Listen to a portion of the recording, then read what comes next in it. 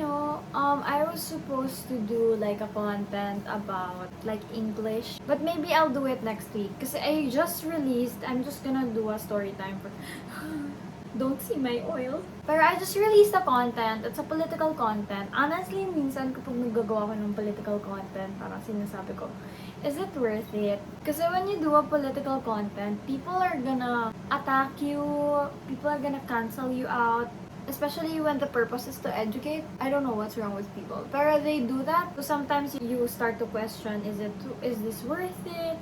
Nagpapatunguhan ba? I just remember the 16-year-old, the 15-year-olds right now na nanonood ng content ko, na someday, when they grow up and it's their turn to finally vote, yung age nila, they're gonna vote wisely. And my content once helped them to question kung ano yung mga nakaka-publish online, if there's a disinformation online. Parang my content was there that encouraged them to think more critically. Ayan, wala na akong oiliness, I'm fresh, I'm good as new.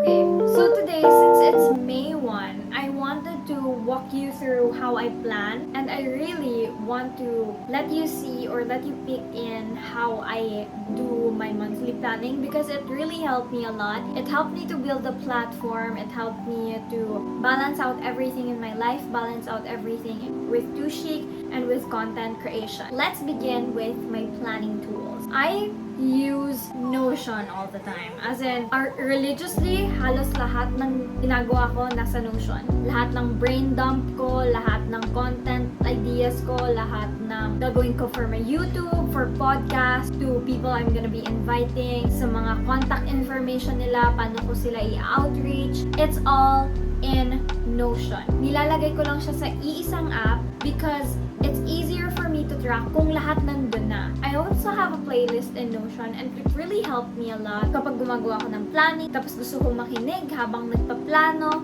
then I just play the playlist that I have in Notion. And meron akong mga templates na dinuplicate ko lang siya and then I just replace the information na gusto kong ilagay dun sa template na yun. I'm going to try to link them down below. Pero ganun lang yun basically. Kung hindi mo kayang gumawa ng sarili mong aesthetic presentation on Notion, just duplicate somebody else's Notion, tapos ilagay mo lang or i-incorporate mo lang yung helpful information na kailangan mong ilagay sa Notion. For my monthly planning naman, yung mga schedule ko or time block of how I work on a monthly basis, I actually use Google Calendar. Now, I use Google Calendar kasi connected siya sa Zig.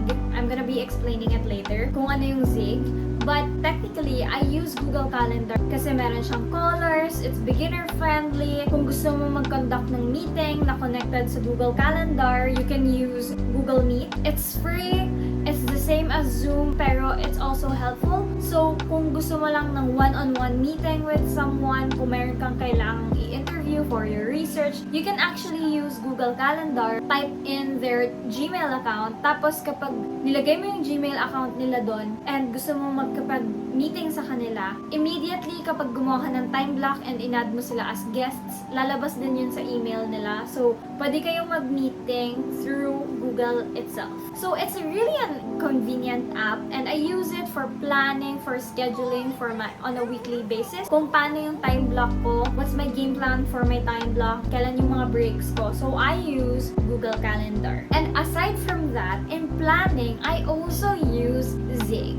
This is a perfect substitute for Calendly. I don't know if you guys actually use Calendly, but I love Zig because it's free and it works the same way. I actually use this for my podcast, Stories About You and Me. So, ang ginagawa mo lang sa Zig, ilalagay mo yung information ng anong gusto mong itanong sa mga tao, ano yung email nila, ano yung caller kapag in-integrate na nila yun sa Google Calendar. And it's actually a really systematic tool. So, kapag naglagay yung guest mo ng information, kung kailan kayo mag-meet up, it will automatically go directly to your Google Calendar. So, it's easy to use, it's convenient, and if you're conducting a research and kailangan mo mag-schedule with someone for an interview, you can use Zig. Hindi mo siya kailangan bayaran. It's free. It's a perfect substitute for Calendly. monthly or for an app that's used for scheduling. Ngayon, let's go with how I do my monthly planning. So technically, when I do my monthly planning,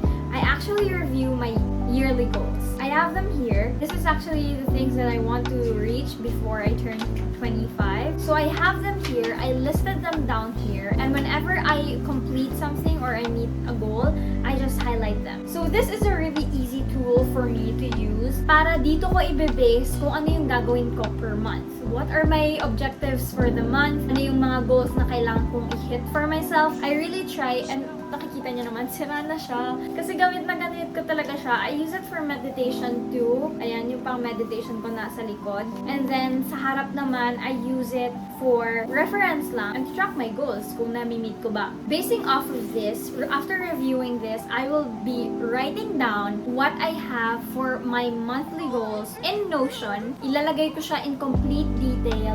The targets that I need to hit, ano yung kailangan kong i-accomplish, ano yung mga content na kailangan kong tapusin, what do I need to finish for my business, Sushi. Lahat nasa Notion na. Sino yung kailangan kong i-invite. So this is like yung blueprint or the master plan. And then, yung step-by-step process kung paano ko ma-achieve yun ay nasa Notion app ko. So, Notion is a really helpful tool for me in reviewing and planning my goals step-by-step. Number 2, in planning, I also have a brain dump, or as I call it, idea bank. So, every morning, I ask myself one question and then I list down 20 ideas on how to address that question. So, for example, I have a really hard time in creating content for my business or in creating content for TikTok or for podcast or for YouTube. Then, I'm going to be waking up early in the morning, list down all of the things that I plan to do. Tapos, kung anong ideas lang yung malagay ko, it doesn't matter if it's good or if it's bad, I just write them down. 20 ideas. Kasi I learned this from the book Psychology of Selling on how to hit your targets. It's actually a sales book, pero when you come to think of it, sales is more of like goal setting talaga. So, if you want to be perfect in goal setting, go learn about sales.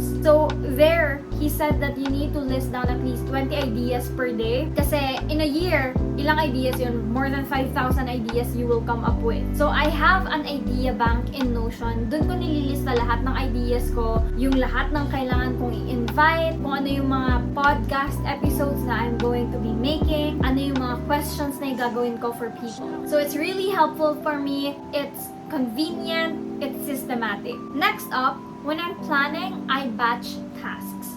So, minsan, halimbawa, kailangan kong gumawa ng content. I actually do like a batching of my content, if that's a word. Meron lang akong specific day kung kailan ako gagawa ng content. Then, each day, meron akong time block for editing. So, it helps me to save time and it helps me to stay consistent. And I also do this for Tushi, kung ano yung mga kailangan kong materials or kung meron ba akong i-integrate na content with Tushi para ma-promote siya sa TikTok. So, that's basically what I do. I try to incorporate them and I try to really have them in sections where it's easier for me to see na, oh, at this time or at this point, ito dapat yung priority ko. I should be filming a content, I should be inviting people, I should be filming a YouTube video. So, having to batch them is easier for me para ma-achieve ko yung goals na I've set for myself. Lastly, in planning, I use automation. So, you know that I'm a solopreneur. Mag-isa pa lang ako sa business ko. And I'm also a content creator and I don't have anyone under me. So, halos lahat ng ginagawa ko, ako lang talaga yung gumagawa ng even yung nitty-gritty details. I'm the one who does it. Kapag mahirap yung ginagawa ko at wala akong oras, I really try to automate things. I try to make it to a point that it would be easier for me na kapag may nag-schedule sa akin for a podcast, kapag may nag-email sa akin, I have a template already. So, by way of creating that system or by creating a method for me to have an easier conversation with people, I can somehow automate things. Minsan, yung mga content ko, kapag nahihirapan ako, schedule ko na lang din para mas madali siyang i-post para mas ma-maximize ko yung time. For you as a student or as a professional, kung nahihirapan ka sa isang bagay, it's really helpful if you can automate things para mas madali sa'yo kapag nagtatrabaho ka. We already have technology as compared to other people na nahihirapan to balance out everything kasi dati mano-mano talaga. But now that we have technology, now that meron ng mga apps to automate things, meron ng Meta Business for Facebook which is a free scheduling tool, meron ng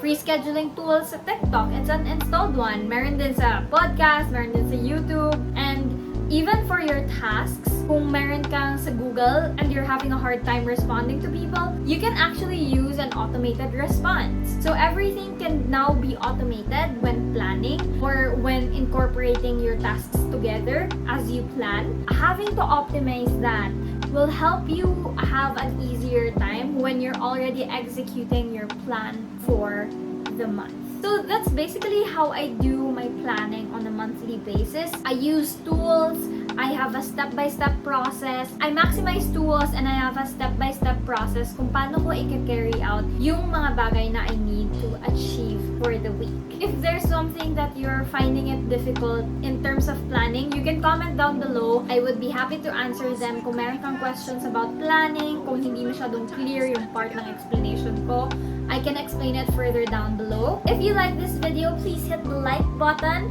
and don't forget to subscribe and hit the notification bell so that every time I post a video, you'll be notified. Thank you so much for watching and I hope that this video is helpful for you in planning.